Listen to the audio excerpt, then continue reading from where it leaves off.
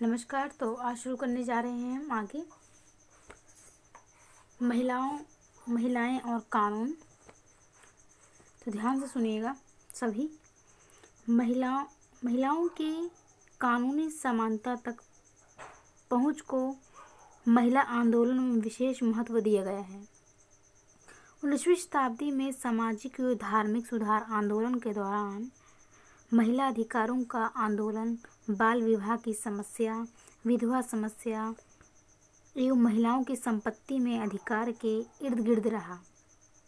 स्वतंत्रता संग्राम एवं भारतीय संविधान के निर्माण की प्रक्रिया के दौरान भी महिलाओं की वैधानिक समानता पर विचार विमर्श एवं हिंदू कोड बिल विचार विमर्श के महत्वपूर्ण मुद्दे रहे हैं।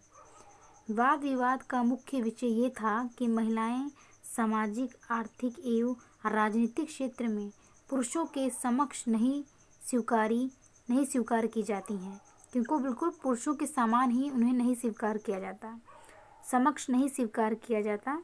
इस भेदभाव को प्रभावशाली तरीके से कम किया जाना चाहिए। अगर यह दूर नहीं हो सकता तो उसके लिए पर्याप्त कारगर कानून बनाए जाएं और उन्हें लागू करने के लिए प्रभावी व्यवस्था का भी प्रावधान हो।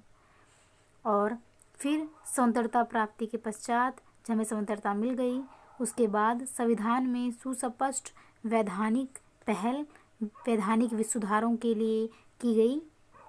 उसके तहत हमारा संविधान कानून के क्षेत्र में महिलाओं को बेहतर वैधानिक परिस्थिति देने का वचन देता है। तो कह सकते हैं कि महिलाओं को अब वैधानिक एक परिस्थिति, एक स्टेटस की बात की जाए तो वैधानिक परिस्थिति देने का वचन देता है संविधान। स्वतंत्रता प्राप्ति के पश्चात कई ऐसे कानून बनाए गए जो कि महिलाओं की सामाजिक परिस्थिति को बेहतर बनाने के लिए प्रतिबद्ध थे और महिलाओं पर होने वाले अत्याचारों और भेदभावों को समाप्त करने वाले थे। निम्नलिखित उप विभागों पर अब महिलाओं से जुड़े कानूनी पक्ष की चर्चा की जाएगी। तो देखते हैं, पहला पॉइंट है विवाह, दहेज एवं तलाक। विवाह पॉइंट पढ़ेंगे फर्स्ट हम। भारत में परंपरागत मतलब बहुत समय से आ रहे भारत में परंपरागत रूप में बहुपत्नी विवाह का प्रचलन था। मतलब काफ़ी समय पहले बहुपत्नी हुआ करती थी। मतलब कह सकते हैं कि एक पुरुष की काफ़ी पत्नियां होती थीं, तो बहुपत्नी विवाह प्रचलन था, जिसमें एक पुरुष एक से अधिक पत्नियां रख सकता था। पिछले कुछ दशकों से लगातार ये प्रथा समाप्त होती जा रही है। भारत सरकार ने सभी सरकारी कर्मचारियों पर बहुविवाह न करने की रोक लगा दी है कि अब वो बहुविवाह नहीं कर सकता है। इस्लाम धर्म के अंतरिक्त, इनको छोड़कर इस्लाम धर्म के अंतरिक्त सभी धर्मों में एक विवाह को स्वीकार कर लिया गया है। सभी धर्मों में, सिर्फ इस्लाम धर्म को छोड़कर। मुस्लिम समाज में विवाह एक समझौता होता है। इसमें पति को एक से अधिक पत्नियां रखने का अधिकार होता है और अन्य पत्नियों से बच्चे भी पैदा कर सकता है। इस्लाम में पति के पास अपनी पहली पत्नी को बिना किसी क्षतिपूर्ति के तलाक देने का अधिकार है कि वह अपनी पत्नी को तलाक दे सकता है। इससे पत्नी और बच्चों में असुरक्षा की भावना उत्पन्न होती है। वह न केवल अपने पति और पिता की अनुकर्मा पर निर्भर रहती है, अपितु वह तलाक की वजह से अपने आप को बहुत निस्सहाय पाती है। मतलब कह सकते हैं कि बहुत ही एक ऐसी स्थिति जिसमें खुद को बहुत ही कमज़ोर महसूस करती हो। मुस्लिमों में तलाक लेने के लिए पति द्वारा 3 बार तलाक कहने से ही तलाक हो जाता है। सुप्रीम कोर्ट ने मुस्लिम महिलाओं के अधिकारों को स्वीकार करते हुए उन्हें पूर्व पति, जो उनका पति है पहला, पूर्व पति द्वारा भरण पोषण पाने का अधिकारी बनाया है, लेकिन उसने इनके बहुपति विवाह को अमान्य नहीं ठहराया। हालांकि ये वैधानिक रूप से गलत नहीं ठहराया गया है। Committee on the status of women in India के अनुसार मुस्लिम महिलाओं को न्याय एवं समानता दिलवाने के लिए यह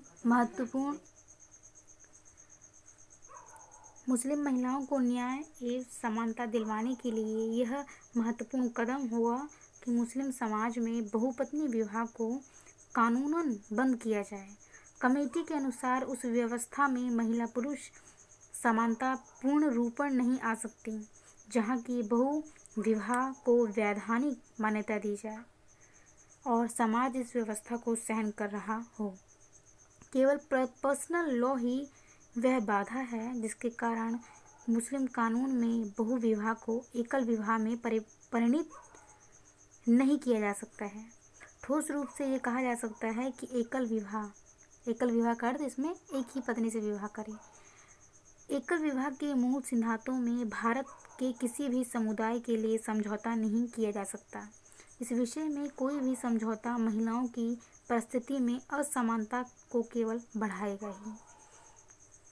जो महिलाओं की जो स्टेटस कह सकते हैं, महिलाओं की स्थिति है, उसमें कह सकते हैं असमानता ही पैदा होगा अगर इसे न रोका जाए। दूसरा पॉइंट पढ़ते हैं, विवाह के समय उम्र।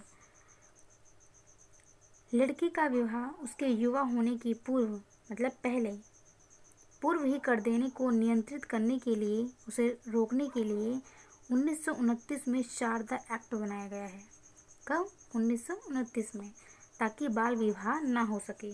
इस कानून के अनुसार विवाह की उम्र 15 वर्ष तय की गई। इस कानून के अनुसार उस समय ये अधिनियम समस्त समुदायों पर लागू होता है। 1954 में इस अधिनियम में संशोधन हुआ जिसे विशेष विवाह अधिनियम कहा जाता है। इसमें लड़के के लिए 21 वर्ष और लड़की के लिए 18 वर्ष विवाह की न्यूनतम आयु निर्धारित की गई। कितनी आयु होनी चाहिए विवाह के लिए?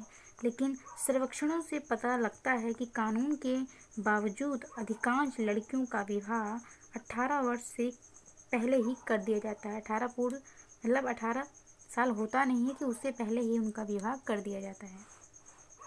बाल विवाह के लिए कुछ पूर्वग्रह तथा कुछ विश्वास उत्तरदायी हैं, जो विशेषतः ग्रामीण और पिछड़े हुए समुदायों में प्रचलित हैं। विवाह के संबंध में प्रचलित अवधारणा ये है कि बच्चों के पालन पोषण के लिए और अन्य घरेलू कार्यों को करने के लिए महिलाओं की भूमिका ही प्रमुख होती है। कोई भी काम हो घर का, महिलाओं की जो भूमिका होती है वो प्रमुख होती है, जिसमें महिलाओं की परिस्थिति एक आश्रित व्यक्ति की ही रहती है। महिलाओं की परिस्थिति एक आश्रित व्यक्ति की ही रहती है, जो किसी के ऊपर डिपेंड होती है, जिसे अनंतरगत्व अपने पिता के घर से पति के घर जाना होता है।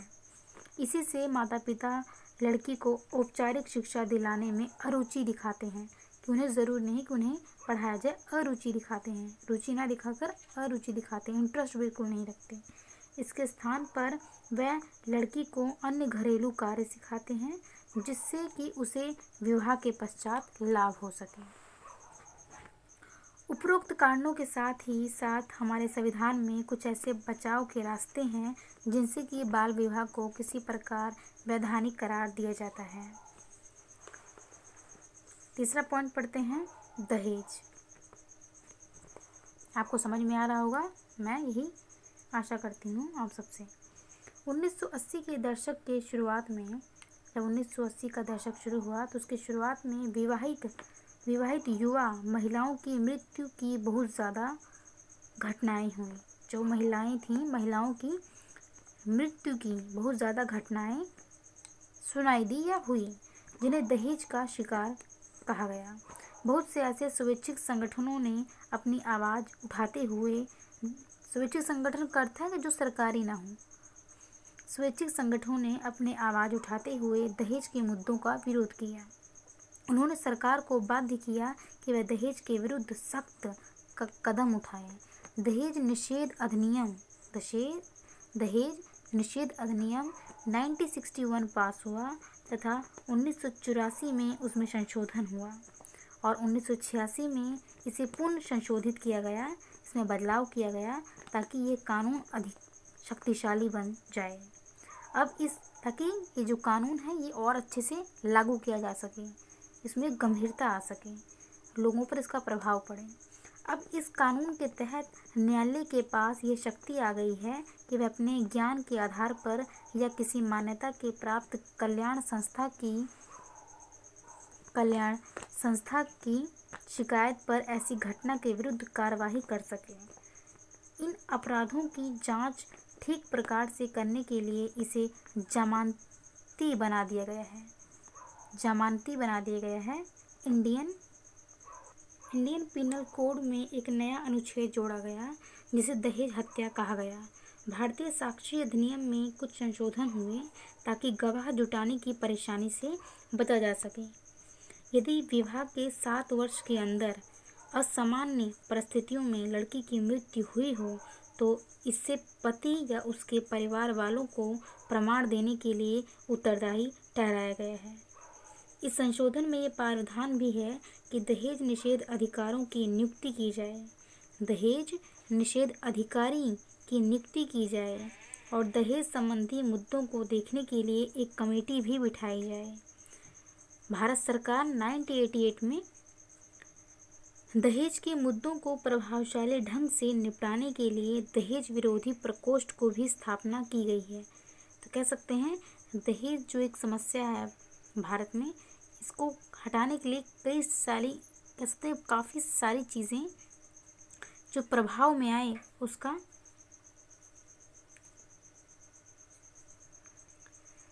उसकी शुरुआत की गई। आगे बढ़ते हैं, तलाक के बारे में पढ़ते हैं। तलाक पर्सनल लॉ से स्पष्ट ये पता चलता है कि पति एवं पत्नी दोनों को तलाक का पूरा अधिकार है। ईसाई कानून में अगर पत्नी व्यभिचार करती है तो पति उससे तलाक ले सकता है, लेकिन अगर पत्नी तलाक लेना चाहती है तो उसे व्यभिचार के अलावा कुछ और अभियोगी भी सिद्ध करना होगा। कौटुंबिक व्यभिचार, द्विपत्नीत्व, क्रूरता, भगोड़ा, ये सारी चीज़ें अगर हैं तो उसको ये चीज़ें सिद्ध करनी पड़ेगी महिला को। ईसाई में इस तरह होता है। इसी तरह मुस्लिम कानून भी विवाह को तोड़ने के समस्त अधिकार पति को प्रदान करता है कि केवल हस्बैंड ही, उसका पति ही तलाक दे सकता है। ये अधिकार ज़्यादा पति को मिलता है। दूसरी ओर पत्नी केवल उसी स्थिति में विवाह समाप्त कर सकती है, उसी स्थिति में वो सिर्फ तलाक या विवाह समाप्त कर सकती है अगर तलाक दोनों की रजामंदी से हुआ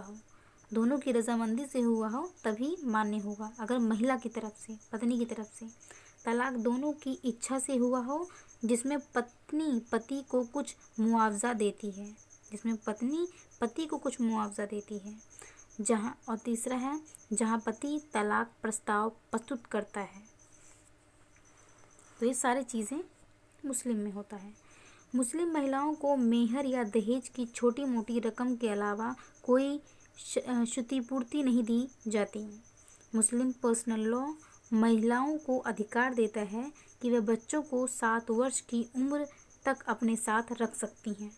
7 वर्ष की उम्र तक अगर उनमें तलाक होता है तो बच्चे कहाँ पर रहें, किसके पिता के पास रहें या माता के पास रहें, तो ये मुस्लिम अधिकार देता है मुस्लिम पर्सनल लॉ की महिला के पास 7 वर्ष तक उसका बच्चा रह सकता है।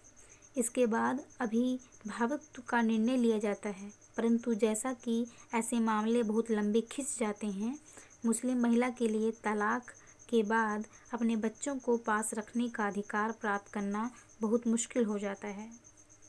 जो भी हो, अधिकांश मामलों में इन कानूनों पर अमल नहीं हो पाता क्योंकि महिलाएं अपने तलाक संबंधी, भरण पोषण संबंधी अधिकारों से प्रायः अनभिज्ञ रहती हैं, अनजान रहती हैं।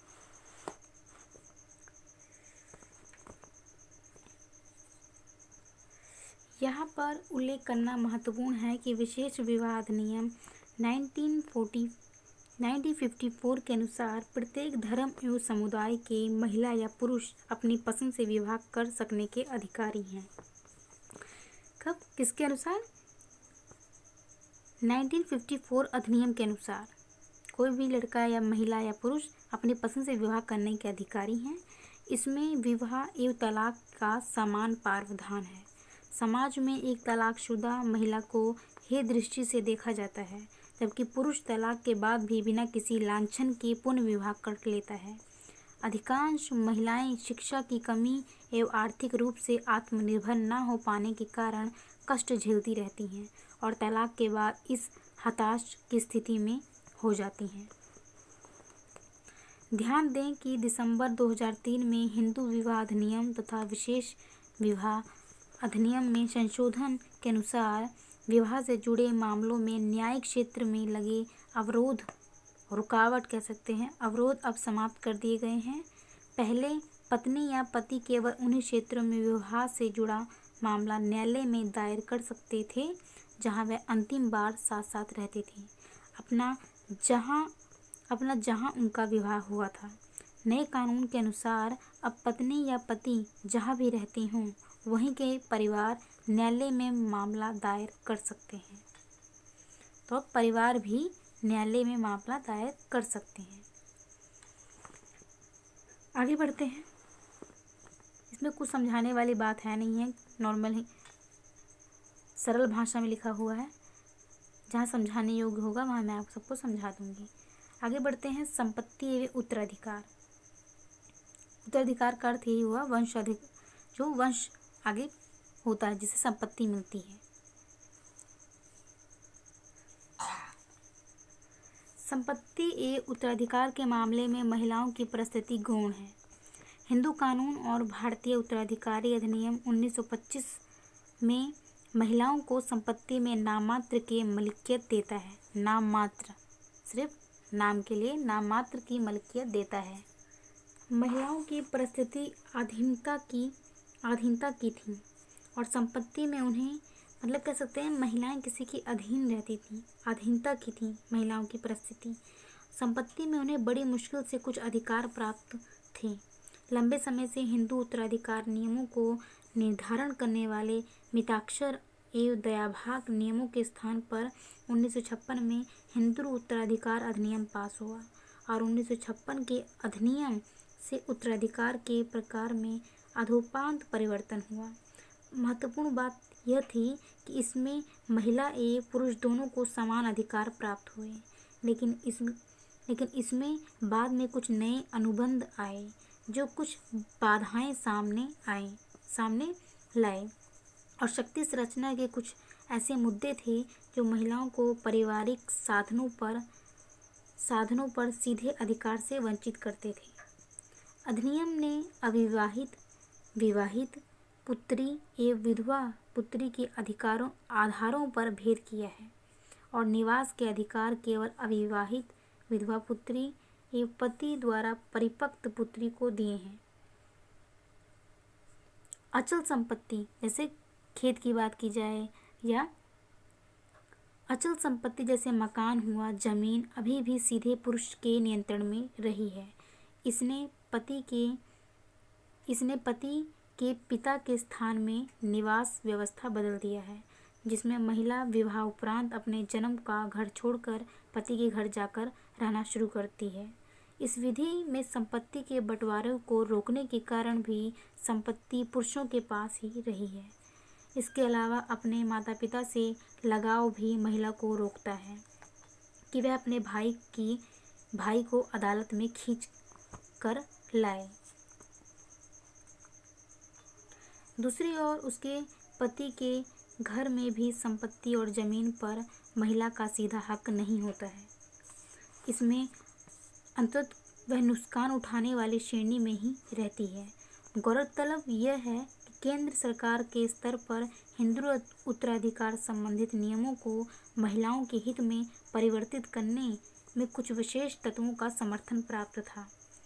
कुछ लोग परिवर्तन लाने में थे, कुछ लोग जुड़े हुए थे, किंतु यह पहला रंग नहीं ला पाई क्योंकि इसके समर्थन में आम समाज का लोकामित नहीं बन पाया।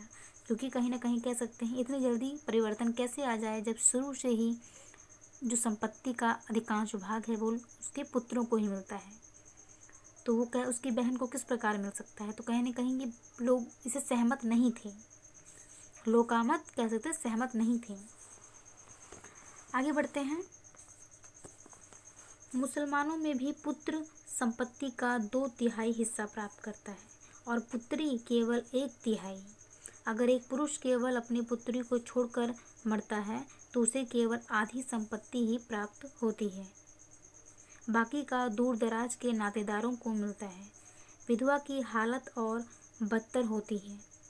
विधवा की जो हालत और बदतर होती है, अगर कोई पुरुष संतानहीन मर जाए, मतलब उसके पास संतान ना हो, उस पुरुष के पास संतानहीन मर जाए तो उसकी विधवा को संपत्ति का केवल 1/4 हिस्सा ही मिलता है।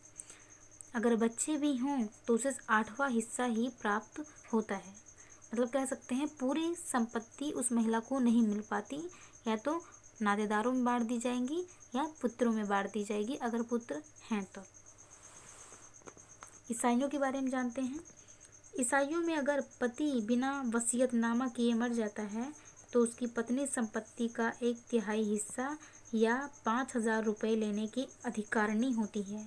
बाकी का उसके वंश और गोत्र के रिश्तेदार बांट लेते हैं, जैसा उसके पिता के भाई या उसके बेटे। अगर मृतक अपने पीछे कोई वंशज रिश्तेदार नहीं छोड़ता तो विधवा को आधी संपत्ति ही प्राप्त होती है। दूर के रिश्तेदार बाकी की संपत्ति पर अपना हक जमा लेते हैं। अगर बेटा नहीं है तो उसके दूर के रिश्तेदार भी हक जमा लेते हैं। कह सकते हैं कि इसे मुसलमानों में होता है उसी प्रकार ईसाइयों में भी होता है। कुछ क्षेत्रों में ईसाई नियमों को लागू किए जाने में जटिलताएं पैदा हो जाती हैं। जैसे ट्रावनकोर के हाईकोर्ट ने निर्णय दिया कि हिंदू उत्तराधिकार अधिनियम केरल के ईसाइयों पर लागू नहीं हो सकता है। ट्रावनकोर उत्तराधिकार अधिनियम प्रोटेस्टेंट या लैटिन कैथोलिक अधिनियमों को न मानकर ट्रावनकोर के ईसाइयों के अधिनियम को मानता है। इसी प्रकार कोचिन ईसाई उत्तराधिकार अधिनियम भी पुराने कोचिन रियासतों के नियमों को मानते हैं, न कि एंग्लो इंडियन या तमिल ईसाइयों के। कह सकते हैं अपने अपने उनके विचार और अपने अपने वो तरीका अपनाते हैं। पारसियों में भी पुत्र अपने पिता की संपत्ति में पुत्री से 2 गुना हिस्सा लेता है। तो इसमें कह सकते हैं कि पुत्र को ज़्यादा मिलता है या पूरा मिलता है संपत्ति का भाग। अगर किसी महिला की पति से पहले मृत्यु हो जाए तो उसका बेटा या बेटी आधी आधी संपत्ति के अधिकारी होंगे, लेकिन पिता की संपत्ति में उसे यह अधिकार नहीं मिलता। आगे पढ़ते हैं कार्य, भुगतान एवं मातृ अवस्था में मिलने वाले लाभ। समान भुगतान अधिनियम 1973 के अनुसार समान या एक जैसे कार्य के लिए महिला पुरुष दोनों को समान वेतन दिया जाना चाहिए। यह अधिनियम नियुक्ति देते समय महिला पुरुष के बीच सामाजिक भेदभाव को निषेध करता है, रोकता है, अगर दोनों को बराबर वेतन दिया जाए तब। परंतु यह अधिनियम उन असंगठित कार्य क्षेत्रों में लागू नहीं होता जहां महिलाओं का एक बहुत बड़ा भाग काम करता है। असंगठित क्षेत्र समझ लीजिए गैर सरकारी। मातृत्व सुविधा अधिनियम 1961 में महिलाओं को प्रसूति के लिए छुट्टी का प्रावधान, मतलब डिलीवरी के लिए छुट्टी के लिए प्रावधान, और यह कारखानों में, खदानों में, बागानों में और सरकारी या अर्ध सरकारी कार्यालयों में नौकरी करने वाली महिलाओं के लिए लागू होता है। ठेका मजदूर अधिनियम 1970 के अनुसार महिला मजदूरों के बच्चों की देखभाल के लिए शिशुगृह होना चाहिए जिसमें अपने बच्चों को रख सकें। अंतर्जातीय अप्रवासी कामगारों के लिए भी यही प्रावधान है। आगे बढ़ते हैं। महिलाओं के विरुद्ध अपराध। महिलाओं के विरुद्ध कई प्रकार के अपराध होते रहते हैं। कभी कभी यह उसके जन्म से पहले ही प्रारंभ हो जाते हैं और जीवन पर्याप्त चलते रहते हैं। जैसे गर्भ में, एग्जाम्पल के जैसे गर्भ में बच्चे को ख़त्म कर देना है, लड़कियों को खासकर। यहाँ कुछ महत्वपूर्ण कानूनों को देखा जाएगा जो कि महिलाओं के प्रति अपराधों का उन्मूलन करने के लिए बनाए गए हैं। देखते हैं फर्स्ट पॉइंट, सती प्रथा जो थी। भारतीय समाज में महिला की परिस्थिति पुरुष की तुलना में देखी जाती है। जन्म से ही जीवन के प्रत्येक स्तर पर महिला सदैव पुरुष पर निर्भर रहती है। इस स्थिति ने कई सामाजिक प्रथाओं और रीतियों को पैदा कर दिया है। इन्हीं में एक महत्वपूर्ण प्रथा सती की है। इस प्रथा को महिलाओं के लिए चरम उपलब्धि की तरह माना जाता है। स्वयं को पति की चिता के साथ दहन करने की प्रथा बहुत प्राचीन समय से देश के कुछ भागों में प्रचलित थी। ऐसी महिला को सती का नाम देकर उसे पूजा जाता रहा है। यह सर्वमान्य विश्वास था कि उसके शरीर में देवी आ जाती है, जो उसे सती बनने के लिए प्रेरित करती है। 19वीं शताब्दी के प्रारंभ में सर्वप्रथम राजा राम मोहन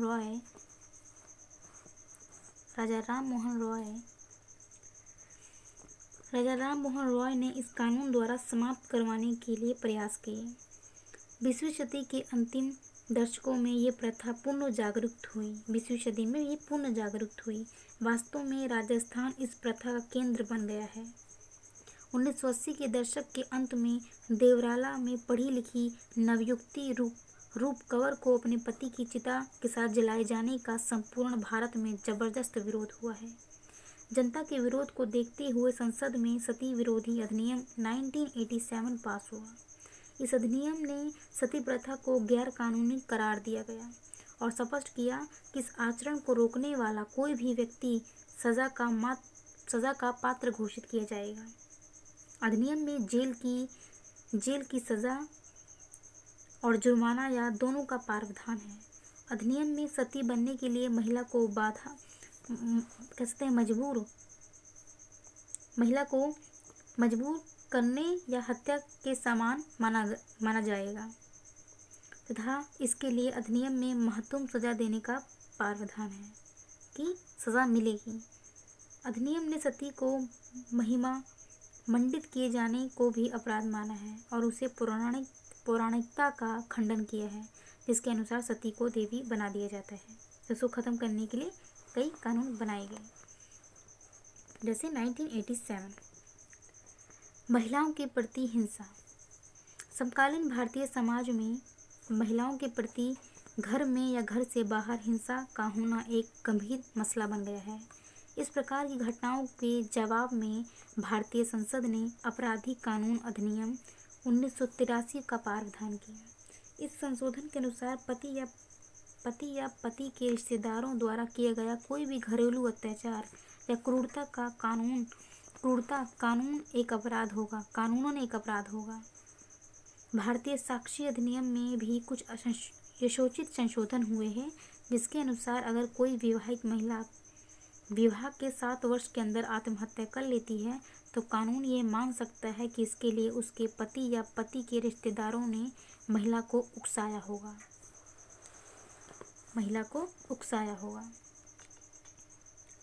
बलात्कार या उससे संबंधित अभियोग पर लॉ कमीशन की 84वीं रिपोर्ट के आधार पर सरकार ने अपराधी अधिनियम 1983 में संशोधन किया। इस संशोधन के मुताबिक बलात्कार के शिकार युवती को जांच के दौरान जन प्रचार की लहर से बचाया जाएगा, मतलब उनका प्रचार नहीं किया जाएगा। साथ ही इस संशोधन ने बलात्कार की परिभाषा में बदलाव किया है तथा उसमें से रजामंदी के तत्व को हटाया है। संशोधन ने बलात्कार के अपराध में होने वाली सज़ा को भी बढ़ाया है कि इसकी जो भी गलत करता है उसकी सज़ा ज़्यादा बढ़ाई। आगे बढ़ते हैं। लिंग निर्धारण परीक्षा। आपने लिंग निर्धारण परीक्षा के अनुचित प्रयोग के बारे में इस इकाई में आपने पढ़ा है। अब यहाँ भ्रूण हत्या के संबंध कानून के बारे में विचार किया जा रहा है।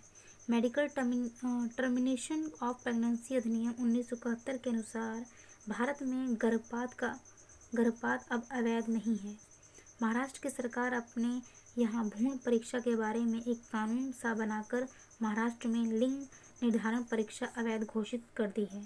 भारत सरकार ने प्री नेटल डायग्नोस्टिक्स टेक्निक्स कानून 1994 में पारित किया। इसके अंतर्गत भ्रूण का लिंग निर्धारित करने वाले परीक्षणों पर पाबंदी लगाई गई। इस कानून में 2001 में पुनः संशोधन किया गया तथा इस प्रकार की परीक्षा को अपराध घोषित किया गया और 1996 में तमिलनाडु में ऐसा ही एक कानून पारित हुआ, जिसमें बच्चे का लिंग निर्धारण है, जो पहले ही कुछ माता पिता पता करना चाहते हैं तो इसको अवैध घोषित कर दिया है। अब वो ऐसा नहीं कर सकते।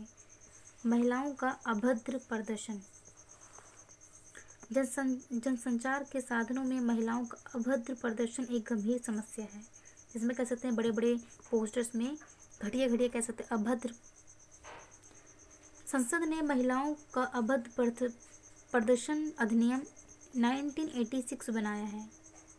1986 बनाया। इस नियम ने किसी भी शरीर के ऐसे रूप में महिला के प्रदर्शन पर रोक लगाई है जिससे उसका या उसके किसी अंग का इस प्रकार प्रदर्शन हो जो देखने में अभद्र हो, जो उसके चरित्र को भ्रष्ट दिखाए या जिससे उसके चरित्र पर लांछन लगे और लोगों की नैतिकता को क्षति हो। इस पर कहीं न कहीं अधिनियम बनाया गया है और इस पर रोक लगाई गई है।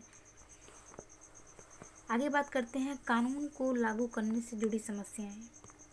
भारत में महिलाओं की मुक्ति के लिए कई प्रगतिशील कानून बने हैं और उनमें समय अनुसार संशोधन भी हुए हैं, बदलाव भी हुए हैं। जब ज़रूरत पड़ी तब बदलाव भी हुए, लेकिन हमारे समाज में प्रचलित प्रतिमानों एवं मूल्यों के कारण इन कानूनों का पूरा लाभ नहीं मिल पाया। CSWI की रिपोर्ट 1974 के अनुसार पिता सत्ता प्रधान व्यवस्था, पति की शक्तिशाली स्थिति और महिलाओं की सामाजिक आर्थिक पृष्ठभूमि कानून में कुछ संहिताएं देने के प्रावधान को निश्चित रूप से प्रभावित करती है। इसके अलावा मौजूदा कानूनों में कुछ खामियां हैं जो कुछ महिला पुरुष के बीच सामाजिक भेदभाव से जुड़ी पक्षपात संकल्पनाएं हैं। उदाहरण के लिए विवाह के व्यक्तित्व कानूनों में वैवाहिक अधिकारों के प्रत्यावर्तन का प्रावधान पति और पत्नी दोनों के लिए समान है, लेकिन अधिकांश मामलों में पति ही उसका उपयोग पत्नी के विरुद्ध करता है और पत्नी के मौलिक अधिकारों को पूरी तरह से अनदेखा करता है। और एक और परंपरागत प्रतिमानों एवं मूल्यों और महिला पुरुष के बीच सामाजिक भेदभावों द्वारा महिलाओं के प्रति भेदभाव किया जाता है। तो दूसरी ओर अधिकांश महिलाएं कानून के द्वारा दिए गए प्रावधानों से अनभिज्ञ हैं, अनजान हैं, जानकारी नहीं है। अतः इस बात की बहुत आवश्यकता है कि महिलाओं को इन कानूनी प्रावधानों से परिचित कराया जाए और महिलाओं को कानूनी शिक्षा मुफ्त में देने का प्रावधान किया जाए कि जो कानूनी शिक्षा है महिलाओं को मुफ्त में दिया जाना चाहिए। NPCW की रिपोर्ट के अनुसार महिलाओं के लिए वैधानिक सहायता के भरपूर प्रयास हों, लेकिन वह प्रयास महिलाओं को मुकदमेबाजी की ओर अग्रसर करने वाले न हों। रिपोर्ट के अनुसार ऐसे प्रयासों को निम्नलिखित लक्ष्य होने चाहिए।